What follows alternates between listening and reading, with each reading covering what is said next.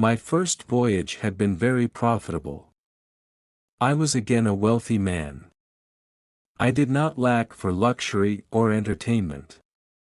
But, my friend, I could not rest for long. I had tasted the salt air and the thrill of travel and adventure. Soon I was pulled by the will of Allah back to the seaport at Basra, where I found a newly made ship with fine sails and the best equipment.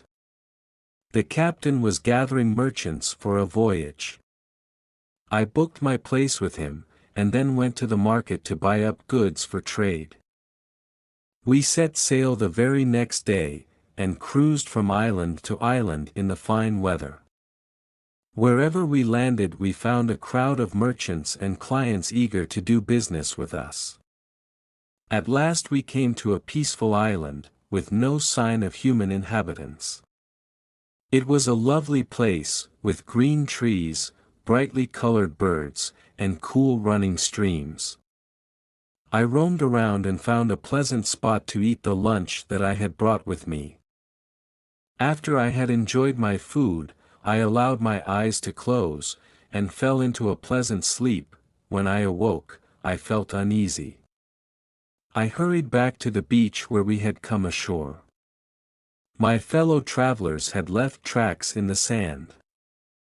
I found the skins of fruit that they had eaten, and the smoky remains of a fire that they had lit for cooking.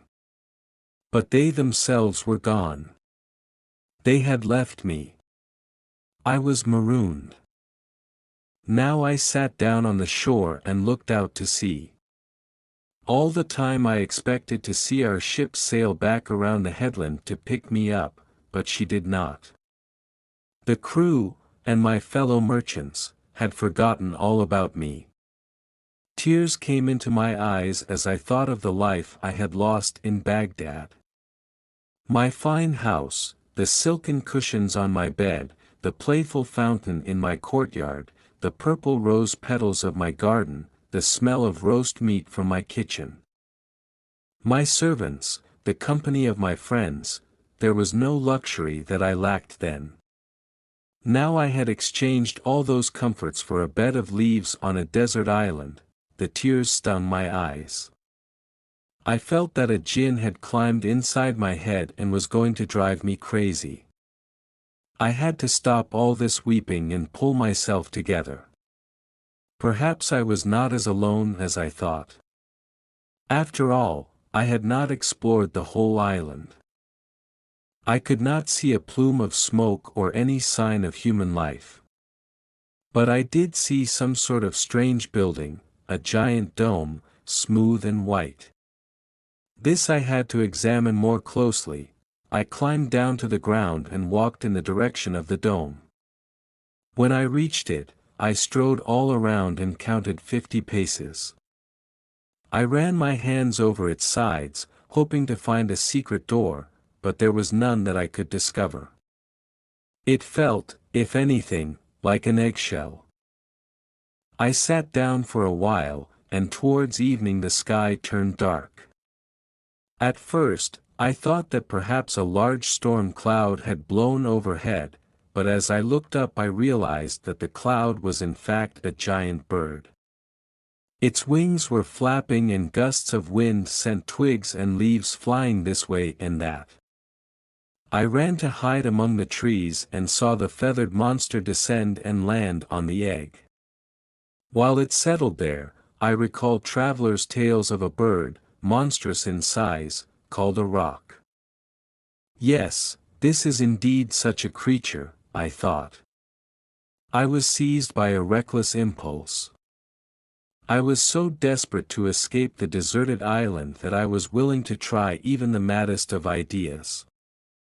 I crawled out of my hiding place, and crept towards the brooding bird. When I reached it, I climbed up onto its giant claw and tied myself to its leg using the cloth from my turban. There, upon the bird's foot, I spent the most uncomfortable night of my life. When morning came, the bird awoke from its slumbers and began to stretch out gigantic wings. Then it began to flap them, causing great gushes of wind. We arose high into the air. I could see the island below me, and the sparkling blue sea. Off we flew, crossing the waves, until we reached a mountainous land. I could see pointed volcanoes with plumes of smoke coming out of them. Everywhere I looked were rocks and lava. Then I began to weep. Oh, that I had stayed on the island, for at least there were fruits to eat and spring water to drink in that place.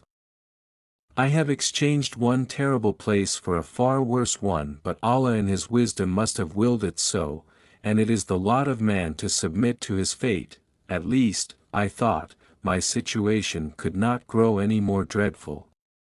But it did. We landed in a deep ravine. I untied myself from the bird's foot and dived behind a rock. From there I took a look at where we had arrived. On either side of us were steep walls, far too high for any man to scale. And the bottom was home to death in the form of enormous serpents, each the size of a palm tree, who could have eaten an elephant with one gulp. Their monstrous heads, with razor-sharp fangs and darting forked tongues, made me shake with fear. But the ground beneath my feet held a very different wonder, one that under different circumstances would have filled me with joy. The rocks sparkled and glittered, for they were encrusted with enormous diamonds. Just one of those stones could make a man wealthy beyond his dreams, but that was back in civilization. What use were riches in this valley of death? I spent a day and a night, hiding from the serpents. When darkness fell, I could see their red eyes glowing in the dark. The sight was too terrible for me, and I hid inside a cave where I piled up rocks to prevent anything slithering inside. A little later, I realized that at the other end of the cave, a giant serpent was brooding on her eggs. My flesh quaked and my hair stood on end, but I raised my eyes to heaven, gave myself up to fate, and spent all that night without sleep sharing my refuge with a monster.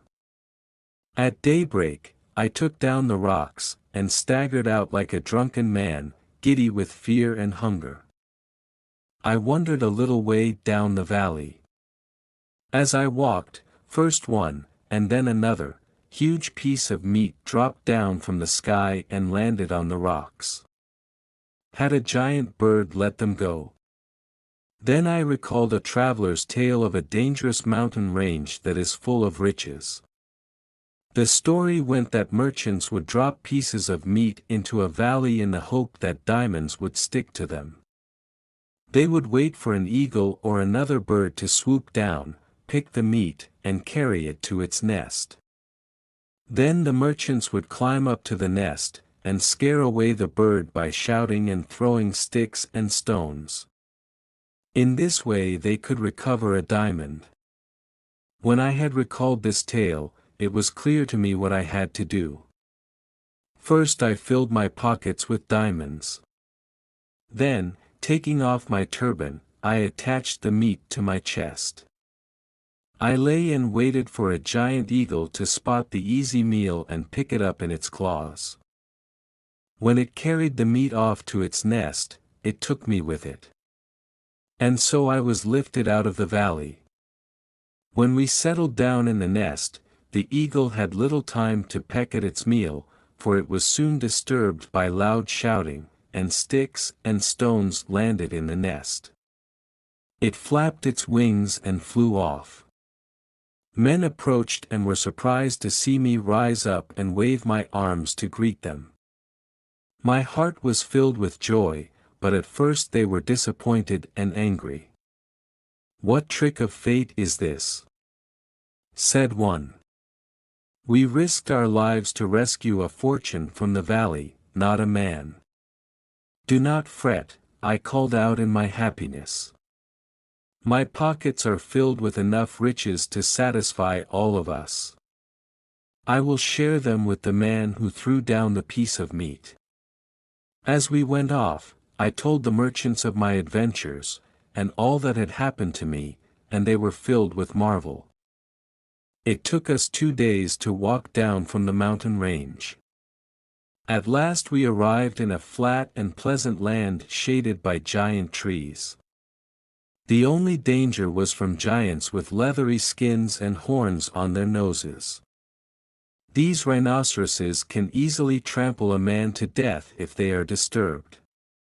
We managed to avoid them by staying downwind, so that our scent did not carry to their nostrils. We safely reached the ship and sailed for Baghdad, where we sold our diamonds for a great fortune. Now I was twice as wealthy as before, and I swore that I would never walk up the gangplank of a ship again. Oh, my friend, if only I had kept my promise. The porter was in awe of all that he had heard. The merchant gave him 100 gold dinars and invited him to return the following evening to hear another tale.